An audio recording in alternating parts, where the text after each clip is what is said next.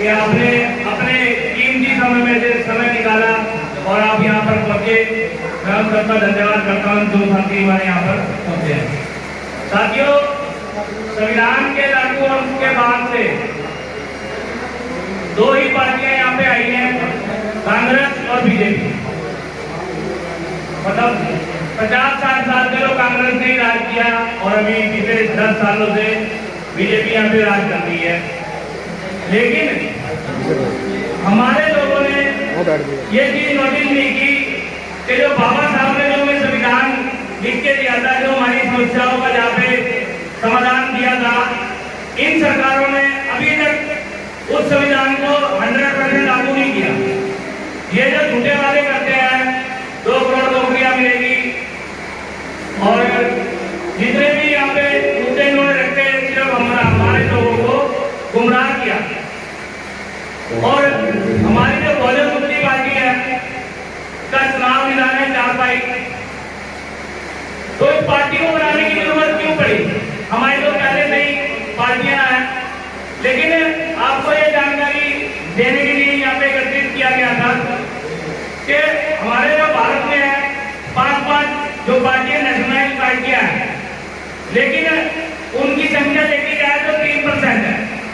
3% जो लोग हैं वो लोग ग्राम पंचायत में पंच भी नहीं बना सकते, लेकिन उन्होंने नेशनल पार्टियां बना रखी है।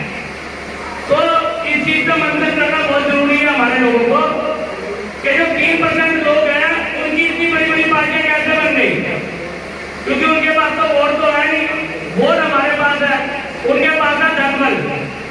उस धनबल के बल पर ही इन्होंने हमारे लोगों को गुमराह किया और अपनी पार्टियों का जो गठन किया और उसमें हमारे लोगों को छोटे छोटे करके लालच देके, छोटे छोटे पद देके हमारे लोगों को फंसा के रखा और हमारे लोग किसी में ऐसी साल तक ही सीमित रहे।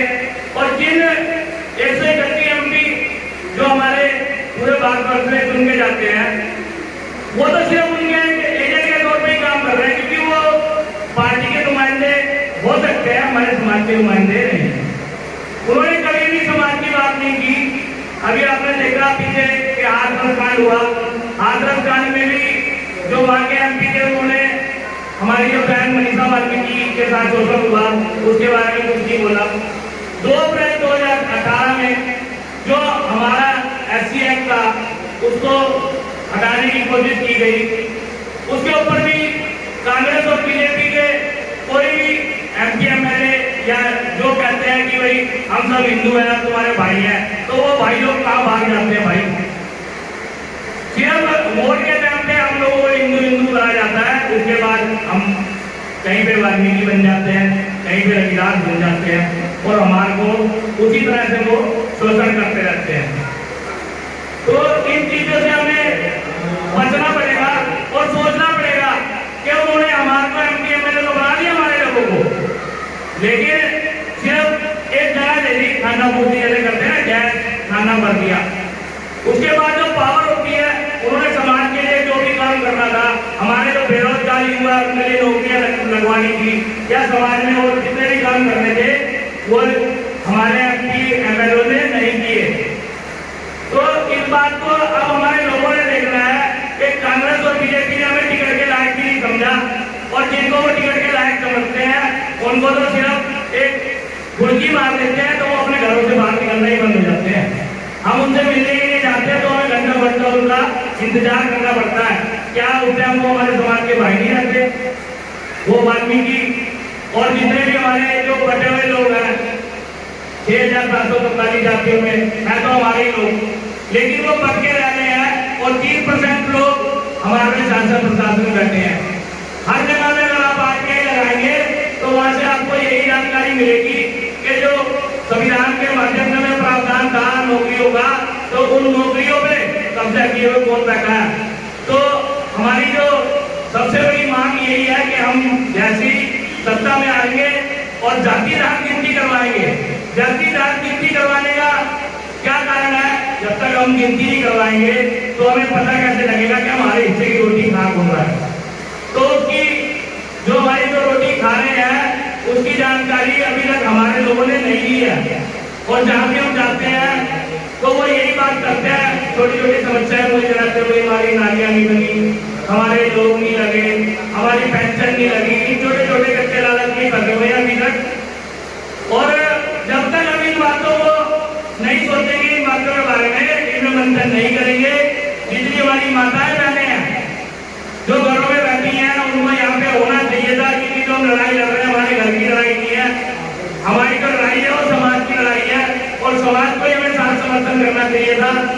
लेकिन समाज तो हमारा कांग्रेस और बीजेपी में ही घूम रहा है और इनके मैनिफेस्टो उठा के देखे, मैनिफेस्टो में सिर्फ लोग गुमराही किया है और हमेशा से करते आए हैं। तो अभी इन चीजों में ना उलझते हुए आप भोजन मुक्ति पार्टी को का जो चुनाव निशान है 4 भाई, हम हमारे में नहीं पूरे भारत में इलेक्शन फाइट कर रहे हैं और हम जीतेंगे। लेकिन हमारे बगैर कोई यहाँ सरकार बनने वाली नहीं है।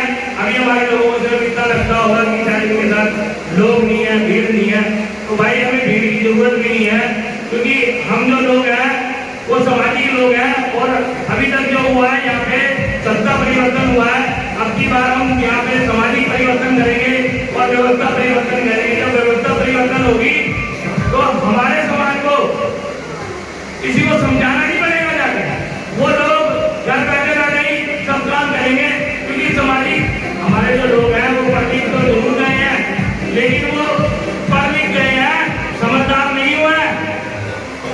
तो मैं यही कहूँगा कि भाई आप ज्यादा से ज्यादा वोट करें, जितने भी मेरे SC OBC भाई हैं जो सुन रहे हैं वो हमारी बात को बुलंद करें।